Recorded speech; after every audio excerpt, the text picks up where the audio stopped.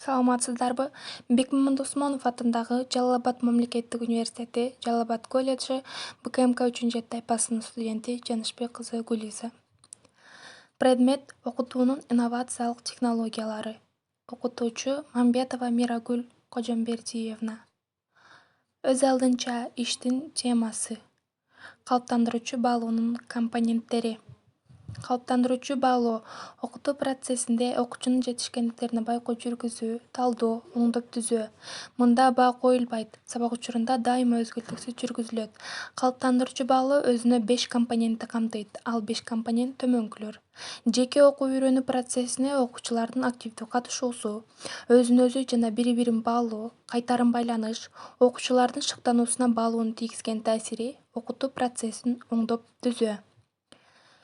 Биринчи, жеке окуу үйрөнүү процессине окуучулардын активдүү катышуусу. Окуучулардын активдүү катышуусунун бир нече багыттары бар. Алар: билим алуунун максаттары, күтүлүүчү натыйжаларды түшүнүүсү, окуучулардын баалоо критерийлерин билүүсү жана түшүнүүсү, мугалим окутуу ыкмаларын туура тандоосу. Экинчи, өзүн-өзү жана бири-бирин баалоо.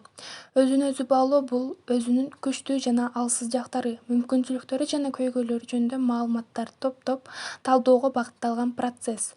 Мында окуучу өзүнүн жетишкендиктерин бир канча критерийлер боюнча баалай алат. Мисалы, мугалим кирпи менен коюн жомогуна тиешелүү суроолорду жазып, даярдап коет. Жомоктун үзүндүсүн окугандан кийин суроолорду окуучуларга таратат. Ар бир окуучу жоопторун өзүнө жазып алат. Мисалы, окуя кайда болду? Окуя мындан ары кандай уланат? Каармандар эмне болот? Андан кийин мугалим туура жоопту көрсөтөт же окуп берет.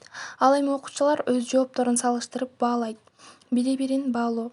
Бул баалоо окуучуларга өтүлгөн материалдарды бири-биринин ишин баалоо аркылуу бышыктоого, бири-биринен үйрөнүүгө мүмкүнчүлүк берет. Бири-бирин баалоонун түрлөрү: иштери менен алмашуу, өз ара тапшырмаларды берүү, билүү.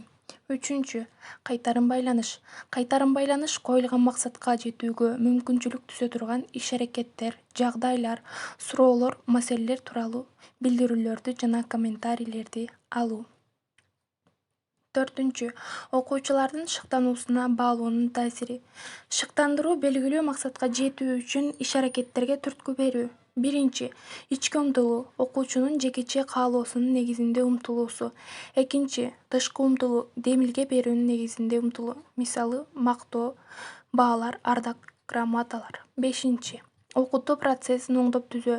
Сабак учурунда мугалимдин ишмердүүлүгүн оңдоп түзүүсү жана өнүктүрүүчү көнүгүүлөрдү колдонуусу окуучулардын жетишкендиктерин жогорулатууга жардам берет. Мында мугалим окуучулардын сабакты өздөштүрүүсүнө карап, оңдоп түзөөлөрдү жүргүзүп турат.